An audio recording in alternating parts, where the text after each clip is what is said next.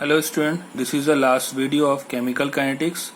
Now the topic is parallel reaction or side reaction. This is only for competitive examination, not for board examination. This is only for competitive examination. Now the topic is parallel reaction or side reaction. This is only for first order reaction. The first we consider rate, then after half reaction या half life period, then after concentration, and the last is percentage of concentration. Okay, now there's a suppose you have a reactant to form A form B and A form C. Now A form B, suppose A form B, A is a reactant and B is a product. So now the rate constant of this K1. Now the formula of first rate minus dA by dt for reactant, and it is also right K1 A concentration only for reactant. Yeah. Now for A gives C, the rate constant is K2. We can write there's a second rate, the R2 is equals to minus dA by dt. This is also right K2 concentration A. Okay, clear? This is for instantaneous rate and this is for order of reaction. Now how to consider कि this is first order? तो only A की power 1, it means this is a first order reaction, this is also first order reaction. Clear? Now अब देखो इसको कैसे लिख सकते हैं? This is a rate minus dA by dt.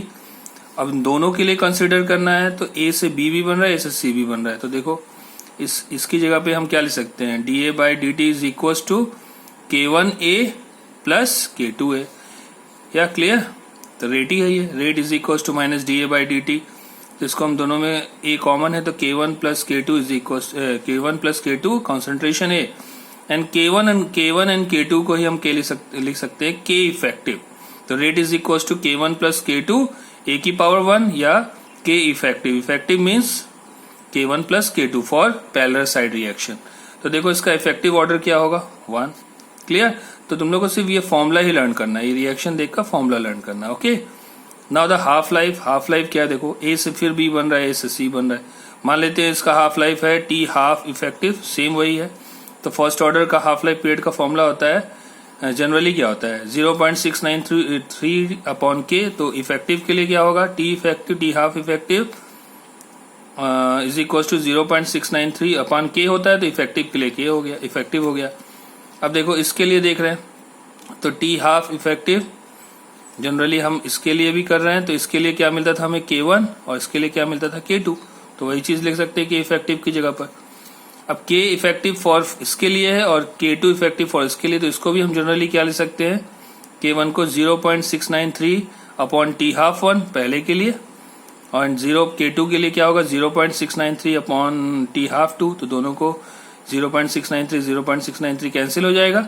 तो हमारा फॉर्मूला क्या बनेगा? 1 upon T half effective is equal to 1 upon T half 1 plus 1 upon T half 2. अगर इफेक्टिव पूछता है आपसे और 2 हाफ लाइफ दिया है तो आप ये फॉर्मूला लगाकर इसका रिएक्शन न्यूमेरिकल सॉल्व कर सकते हैं. Clear? Now the next, effective activation energy. तो इसमें हम लोग को पढ़ना होता है अरेनियस इक्वेशन. आपको ये कुछ करने की जरूरत नहीं, सिर्फ आपको ये फॉर्मूला लर्न करना है. EA effective activation energy is equals to K1 effective energy 1, K2 effective energy 2 upon K effective. सिर्फ और सिर्फ ये करना है. और कॉन्सेंट्रेशन टर्म के लिए पढ़ना है. जैसे यहाँ पर 3 कॉन्सेंट्रेशन है A, B एंड C. तो तीनों के लिए अलग अलग फॉर्मूला मैंने बनाया. तो देखो फॉर A से B, B से A से C. तो इसके लिए जनरली आपको कॉन्सेंट्रेशन टर्म के लिए सिर्फ आपको ये फॉर्मूला लर्न करना है. A कॉन्सेंट्रेशन के लिए ये, बी कॉन्सेंट्रेशन के लिए ये, और सी कॉन्सेंट्रेशन के लिए ये. क्लियर? जनरली एग्जाम में आता नहीं है. सिंपली आपका अगर पूछेगा तो परसेंटेज पूछेगा, परसेंटेज ऑफ बी. तो देखो इन दोनों में ये चीज कॉमन है, ये पूरा कैंसिल हो जाएगा. तो यहां से क्या मिलेगा? K1, और यहां से क्या मिलेगा? K2. तो देखो बी कॉन्सेंट्रेशन बी और सी का रेशियो क्या है? K1 upon K2. अब K1 कहां से आया था? बी से. और जनरली अगर हम इसका रेशियो फाइंड करें बी का तो क्या लिखेंगे? Percentage of B, percentage find करने के लिए percentage of B is equal to B upon B plus C into 100.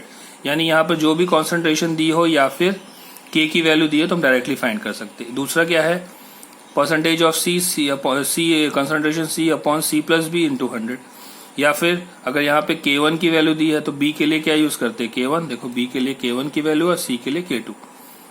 तो B के लिए K1 और B और C के लिए K1 प्लस K2 इंटू 100 और परसेंटेज ऑफ C के लिए क्या यूज कर रहे थे, K2 और C और B के लिए K1 प्लस K2। सिंपली अगर यहाँ पे दो K1 और K2 की वैल्यू दी है और परसेंटेज पूछा है तो आप डायरेक्टली ये फॉर्मूला लगा के निकाल सकते हो। This is very small video, ठीक है।